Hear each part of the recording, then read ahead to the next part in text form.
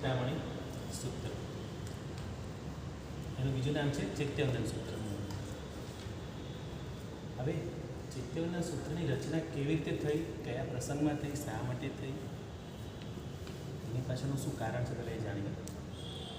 એક વખત ગૌતમ સ્વામી વીર પ્રભુને પૂછે છે કે ભગવાન, હું જેને જેને દીક્ષા આપું છું બધાને કેવલના થઈ જાય છે.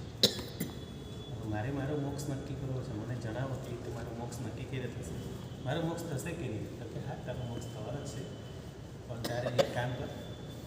અષ્ટાપદ તીર્થને એમણે વર્ણન કર્યું, અષ્ટાપદ તીર્થનો મહિમા બતાવ્યો. એના પર જે કોઈ પણ જીવ પોતાની સ્વલબ્ધિથી અષ્ટાપદ તીર્થ ઉપર ચડે, સ્વલબ્ધિથી ચડે અને ત્યાં એક રાત રોકાય, એનો મોક્ષ નક્કી થાય. ત્યાં એક રાત રોકાવું એટલે ગૌતમ સ્વામી કે બસ હવે કૃપા કરો, મને રજા આપો. હવે એનો તો છઠના પાણે છઠ ચાલતા હતા, પણ હવે ભલે છઠ ચાલુ છે, પણ હવે અષ્ટાપદ કેમ કે આજ સુધી બધાને જેટલાની દીક્ષા આપી બધાને કેવું જ્ઞાન થાય છે, એમને જ થતું નથી. આ તો કઈ વાત થઈ કે આપણે ઘરમાં કોઈ બાળકને પ્રસાદ આપવા માટે મોકલ્યો હોય બધાને, જેમ કે આપણું જન્મ કલ્યાણક છે, પ્રભુનું જન્મ વાંચન છે અને લાડુની પ્રભાવના થઈ છે આપણા વીર પ્રભુ, અને કીધું જાઓ બેટા બધે થોડી થોડી શેષ આપી આવો. અને બાળક બધાને શેષ આપીને આવે ને પછી પૂછે તે વાપરી કે નહીં, કેમ કે હું તો ભૂલી ગયો. એટલે ગૌતમ સ્વામીને આવું થતું હતું, બધાને કેવળદાન આપતા હતા પણ એમને પોતાને થતું ના હતું. એટલે એવું થયું ને, પ્રસાદ બધાને પ્રસાદ આપી આવ્યા, પોતે રહી કોરાને કોરે.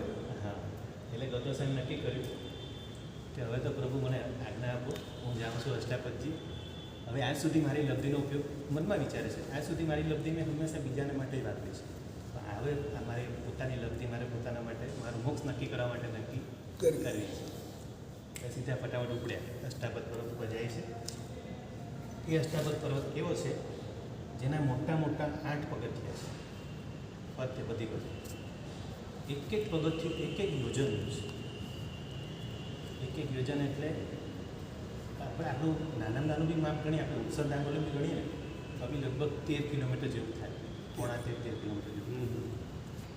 હવે ત્યાં જઈને જોઈએ છે એ તો એક જ મિનિટમાં ફટાફટ ખાલી નજર નાખે છે. અહીંયા બધા તાપસો બેઠા છે, બધા એક એક પગથિયે.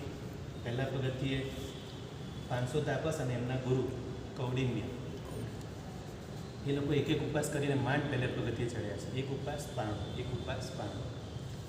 પછી બીજા 500 તાપસો છે, એના ગુરુ છે દિવ્ય, એટલે 501. આ 501, આ બીજા 500. આ લોકો છઠ કરી રહ્યા છે.